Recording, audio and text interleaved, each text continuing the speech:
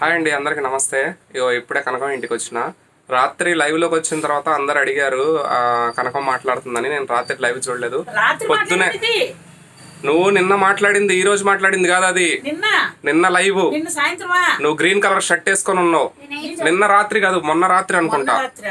మొన్న రాత్రి మాట్లాడింది. నేను రాత్రి లైవ్ లో అందరూ అంటారు సాజిద్ నిన్ను గే అంటుంది, అదంటుంది, ఇదంటుంది అంటే నేను చూడలేదు లైవ్. ఈ రోజు ఒక్క నిమిషం నేను మాట్లాడతా, నువ్వు కూల్గా ఉండు. నేను పొద్దున నాగార్జున గారి బర్త్డే ఉంటే పోయి ఇంతకు ముందే ఇంటికి వచ్చిన. రాగానే నాకు 2-3 కాల్స్ చేశారు, సాజిద్ లైవ్ చూసినావా అని.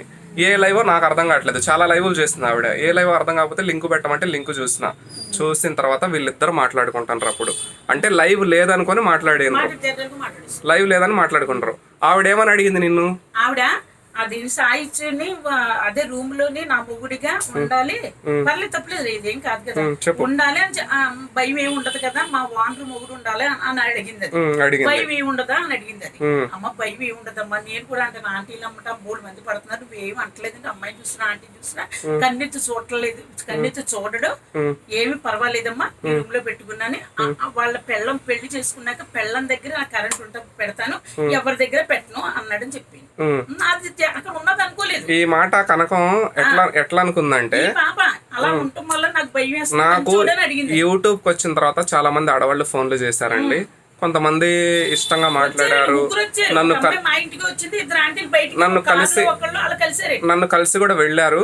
కానీ వాళ్ళతో నేను ఎటువంటి నెగిటివ్ బిహేవ్ చేయలేదు. కాబట్టి కనకంకి ఏమనిపించిందంటే, వీడేంటి ఇంతమంది ఆడవాళ్ళు ఎంట పడతంటే కనీసం వాళ్ళని వాడుకోవట్లేదు. అంటే ఆవిడ ఎంతో మంది మగవాళ్ళని చూసింది, అంటే ప్రతి వాడు గెలికేవాడే. అమ్మా మగవాళ్ళని చూసింది అంటే నువ్వు రోడ్డు మీద నడుచుకుంటూ పోతుంటే ఎంట పడ్డరా లేదా నీకు? మరి నువ్వు అట్లా అనుకునే కదా సాజిద్ ఎందుకు నువ్వు ఆడవాళ్ళ దగ్గరకు పోవట్లేదు అని నీకు అనిపించింది. అనిపించడంతో తన మైండ్ లో ఏం పడింది, కరెంటు లేదు సాజిద్ కి అని పడిపోయింది. మరి ఆ మాట ఎందుకు వచ్చింది? నువ్వు చెమ్మ చక్క అని ఎందుకు అన్నావు? అది ఏంటి అని అడుగుతుంది. ఏంటి అని సైక్ చేశాను ఇలాగే. ఆమె క్లారిటీ కోసం నువ్వు చెమ్మ చక్క అని క్లారిటీ ఇచ్చినావు. మరి ఏమన్నా అంటే సత్యాన్ని ఇలా అంటారు కదా, అలా అన్నాను. అంటే తప్పే ఉన్నది. అది పెళ్ళం దగ్గర పడుకుంటానని చెప్పాను కదా, పెళ్ళం దగ్గర కానీ పరే స్త్రీని ఆంటీని కానీ అమ్మాయి దగ్గర కానీ పడుకోవడం అని చెప్పాను. ఇంత క్వాలిటీ నీకు అవసరం అంటవా? మరి ముసలిదాంట్లో జంకించుకున్నాం, ముసలిదాన్ని బొక్కలో పెడతాను, నీకు అవసరం అని ఇవన్నీ అన్నప్పుడు వాళ్ళని ఎందుకు అడగలేదు? వాళ్ళ మాటల గురించి నేను మాట్లాడట్లేదు నీ దగ్గర. నేను నువ్వు అన్న మాట అడుగుతున్నా. ఇప్పుడు అందరు కామెంట్లలో అన్నప్పుడు అడిగినా కదా నేను, ఎందుకంటే మీరందరు ఎందుకు బ్యాడ్ గా మాట్లాడుతుండ్రు? మరి పబ్లిక్ ఏమంటాను చెప్పి ఇప్పుడు తిట్టానా నేను వాళ్ళందరినీ? ఇప్పుడు వాళ్ళకి ఇష్టం వచ్చిన కామెంట్లు పెట్టుకుంటే ఎంతమంది నేను తిట్టాను నేను? ఇప్పుడు నువ్వు అడిగినందుకు నేను అన్నా. నేను వాళ్ళు ఎవరు ఏమనుకున్నా నేను పట్టించుకోను, నాకు అనవసరం. ఇప్పుడు అందరిని పేరు పెట్టి గుచ్చిని అడగలేను కదా. నా మనసు ఏందో నాకు తెలుసు, నువ్వేందో నాకు తెలుసు. మన ఇద్దరం పర్ఫెక్ట్ గా ఉన్నాం. అప్పటికి అందరు బ్యాడ్ గా అనుకుంటారు కనుక అని బాధపడినా. నేను బాధపడి అప్పటికి రాఖీ కట్టించుకున్నా, నువ్వు రాఖీ కట్టిను, క్లియర్ అయింది. నేను కట్టలేదే, కాబోయే పెళ్ళమా ఆవిడ మరదల, ఆవిడ కట్టించింది. ఆవిడ కూడా అనుమానం వచ్చింది అక్కడ. అంటే నీ ఇష్టపూర్వకంగా నువ్వు రాఖీ కట్టలేదు నాకు? నేను ఇష్టపూర్వకంగా కట్టలేదు. నాకేం ఇష్టపూర్వకంగా ఎందుకు, మా వంశంలో లేదు. అంటే మా తమ్ముడు కూడా నేను కట్టలేదు. ఇప్పుడు నువ్వు వంశపూర్వకంగా లేదు, నేను అందుకు నాకు కట్టాలని లేదు. ఆవిడ పెట్టించింది. ఆవిడకి భయం వేసింది, అయిపోబో నా ఎత్తిపోతుందంటే కట్టమంటే నేను. ఇప్పుడు నువ్వు తమ్ముడుగా చూస్తున్నావా నన్ను? నేను తమ్ముడు గాని ఒక బిడ్డ గాని ప్రేమిస్తున్నా, అర్థమైపోయిందా? నేను రాకేష్ మాస్టర్ అందరూ ఎవరో కింద మీద ఓ తెంగించేసుకుంటారంటే ఆవిడ ఏమన్నాడు, సహజీవనం పెట్టాడు. ఆయన మంచి డ్రెస్ వేసుకుంటే వెనకాలకి వెళ్ళి ఇలా పట్టుకునేది. ఆడేమన్నాడు, అమ్మమ్మమ్మమ్మ నువ్వు తల్లి, నేను రేపు చెప్తున్నాను మాస్టరు, నాకు ఇష్టమైన షర్ట్ కొన్నాను పట్టుకుంటున్నాను అన్నాను. అంతే. నిన్ను లవ్గా నేను ఎందుకు చూస్తున్నాను చెప్పు? నా ఏజ్ ఎంత, నీ ఎంత తేడా ఉంది కదా. నేను నిన్ను అడుగుతున్నా, నువ్వు నన్ను ఎలా చూస్తున్నావు? తమ్ముడిగా చూస్తున్నాను, ఒక ఫ్రెండ్ గా చూస్తున్నాను, అంతే తప్ప నేను ఫ్రెండ్ గా చూస్తున్నావా తమ్ముడిగా చూస్తున్నావా? రెండిట్లో ఒకటే చెప్పండి. తమ్ముడు గాని చూస్తున్నాను, ఫ్రెండ్ గాని చూస్తున్నాను. రెండొద్దు, ఒకటే చెప్పు. ఒకటే చెప్పండి. నాకు 2 కళ్ళు, ఒక కన్ను పూస్తే ఎలా, ఒక కన్ను ఎలా చూడను చెప్పు? ఇప్పుడు నా బిడ్డ నా పెద్ద మనవరాలు అలా అడుగుతుంది, ఎవరు ఇష్టం అంటారు, తప్పమ్మ ఇద్దరు ఇష్టం అంటారు. ఏమండి ఇప్పుడు నేను ఒక క్లారిటీ ఇస్తానండి మీకు. ఇప్పుడు నాకు 20 మంది ఆడవాళ్ళు పరిచయం అవుతారు, 20 మంది నన్ను ఇష్టపడతారు. 20 మందిలో నాకు ఒక్కళ్ళే నచ్చుతారు, 20 మందిలో ఒక్కళ్ళే నచ్చుతారు. వాళ్ళ దగ్గర నేను రూమ్లోకి పోతా. మిగతా వాళ్ళు నాకు నచ్చలేదు, నేను పోను. ఇప్పుడు మిగతా వాళ్ళందరూ నన్ను హిజ్రా అన్నప్పుడు అప్పుడు నేను హిజ్రాని కాదు మొగోడిని పోయి చూపించుకోగలనా? అంతమందితో పోగలడా ఒక మొగోడు? పోగలడా? అంత ఎనర్జీ ఉంటదా? అంత ఎనర్జీ ఉంటదా? ప్రతి ఆడదానికి నేను చూపించలేను, నాకు చేత కాదు.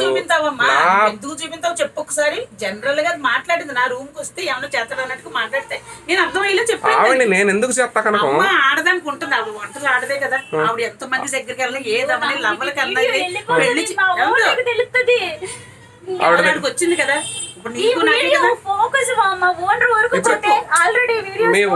మీ ఓనర్ దగ్గరకు పోతాయి కాదని నేను అనట్లేదు, కానీ నేను తప్పు చేయలేదు కదా, అందుకు నేను దాని గురించి అడుగుతున్నా. మిమ్మల్ని తప్పు అనట్లేదు.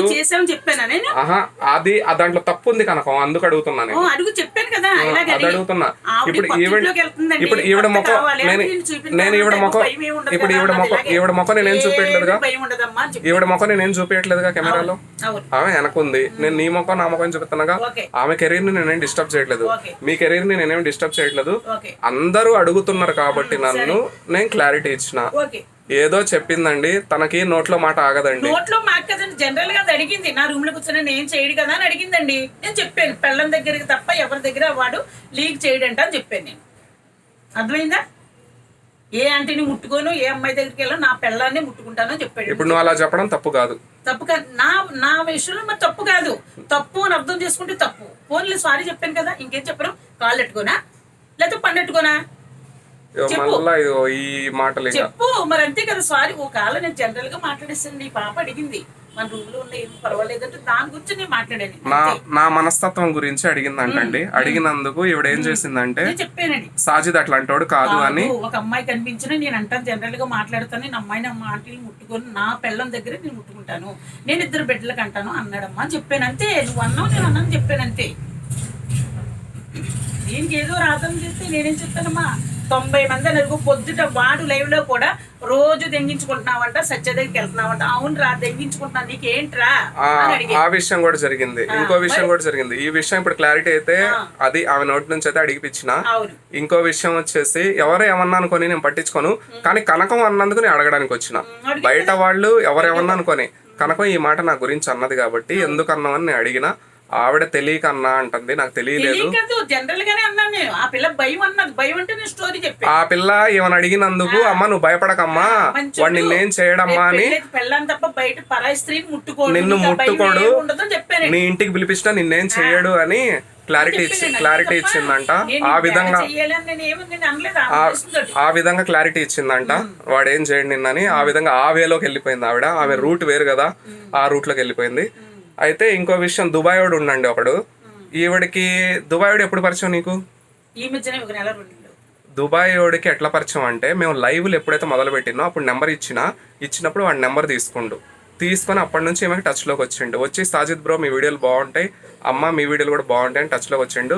వాడు అందంగా ఉన్నాడని బంగారం అని పేరు పెట్టింది ముద్దుగా. కొంచెం అందంగా ఉంటే కొంచెం అందంగా స్టైల్గా ఉంటే బంగారం అంటది. అలా బంగారం అని సరదాగా మాట్లాడుతుంది. అయితే వాడి దగ్గర కనకం దగ్గర నెంబర్ తీసుకున్నాను. అది నెంబర్ తీసుకుని హాయ్ అని మెసేజ్ పెట్టిండు. పెడితే నేను కూడా మాట్లాడినా బ్రో అని.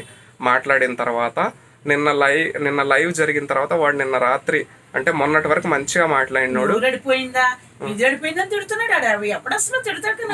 మొన్నటి వరకు మంచిగా మాట్లాడిండు. అది ఇప్పుడు ఎందుకు సీరియస్ ఇప్పుడు ఎందుకు సీరియస్ గా మాట్లాడుతున్నంటే, వాడికి ఒక ఛానల్ ఉందండి, అది మానిటైజేషన్ అవ్వలేదు. ఇప్పుడు సాజిద్ నువ్వు కనకం ఇద్దరు కలిసి నాకు మానిటైజేషన్ చేయండి, నా ఛానల్ని నడిపించండి, కొంతకాలం తర్వాత డెవలప్ అయిన తర్వాత ఆ ఛానల్ని నేను నడిపించుకుంటా అంటాడు. అసలు మాకేం అవసరం ఛానల్ డెవలప్ చేయడానికి?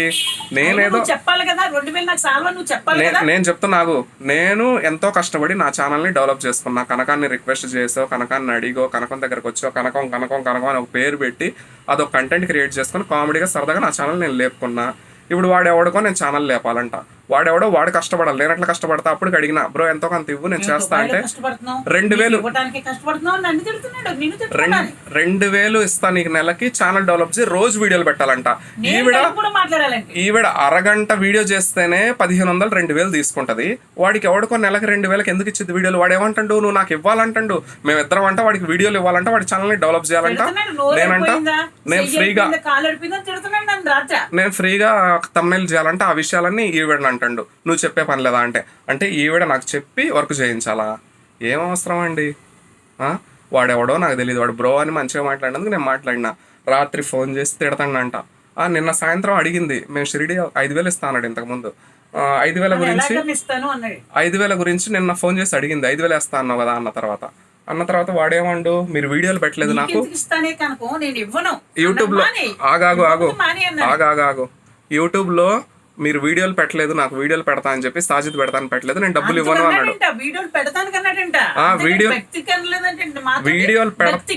వీడియోలు వాడి ఛానల్లో పెడతా అన్నందుకు 5000 ఇస్తా అన్నాడు అంట.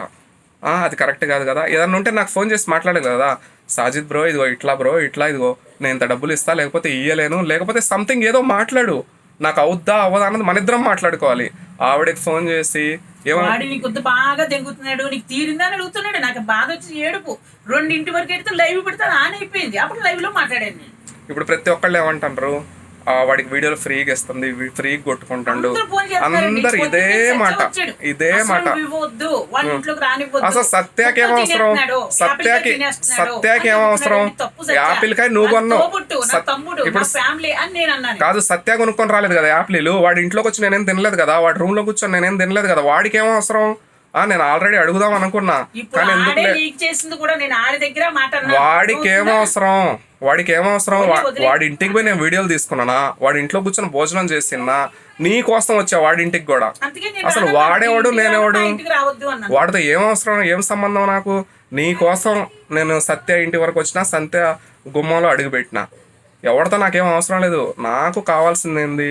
వీడియోలు. అది నేను కనకాన్ని అడిగిన, మా ఇద్దరికి ఇష్టపూర్వకం అయింది, మేము తీసుకుంటున్నాం, మేము ఏదో చేసుకుంటున్నాం, అదేదో మేము మాట్లాడుకుంటాం. మధ్యలో ఈ తోకలగాళ్ళకి ఎందుకు అవసరమా? మీకు చేతనైతే చూసుకోండి. మొన్నటి వరకు సత్యాగాడు బుత్యాగాడు ఎవడు చూసుకున్నాడా అని చూసుకున్నారా? నేను పెడితేనే నీకు జరుగుతుంది, నేను ఇస్తేనే నీకు జరుగుతుంది అని అనలేదా? అనలేదా ఎవరు నిన్ను? నేను పెడితేనే నీకు నడుస్తుంది, నేను లేకపోతే నీకు అన్నం లేదని సత్య అనలేదా నిన్ను? 2 నెలలు మాట్లాడడం మానేసింది. సత్య ఇప్పుడు నేను వీడియో బట్ట ఉన్నది. కాకపోతే ఇక్కడ హైదరాబాద్ లో బతికి ఏం చెప్తున్నాను, సంపాదించింది కొట్టేసుకుంటున్నారు. నేను వీడియోలు నుంచి వీడియో కొట్టేసుకుంటాను. ఇప్పుడు వీడియో వచ్చాక హ్యాపీగా జరుగుతుంది, హ్యాపీగా నవ్వుతున్నారు. శుభ్రంగా మా నాన్నగారు అమ్మ కనకం అని కేకేసేవారు, మా నాన్నగారు మరి ఈ కొలాబులు నీ ఇన్స్టాగ్రామ్ కి కొలాబులు కొట్టుకోవాల్సిన అవసరం ఏముంది? నీతో డాన్సులు చేపించుకోవాల్సిన అవసరం ఏంది? నీతో వీడియోలు మరి ఫ్రీగా డబ్బులు ఇవ్వాలిగా. మరి మరి నీకు కూడా డబ్బులు ఇవ్వాలిగా. వీళ్ళందరికి ఏమవసరం? అదే నేను అంటున్నా.